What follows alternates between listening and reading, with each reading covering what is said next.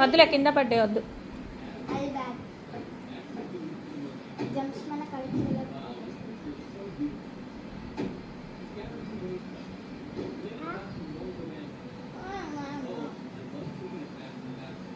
నువ్వు తినుకోటు.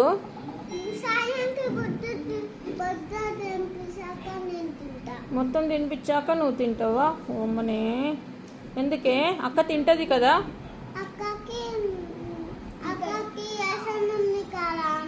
అక్కకు తినొస్తలేదా మరి? తినొస్తలేదా? నువ్వు తినిపిస్తావా? నీకు తినిపించడం వచ్చా? అబ్బో, అవునా? మరి నువ్వు కూడా తిను కదా.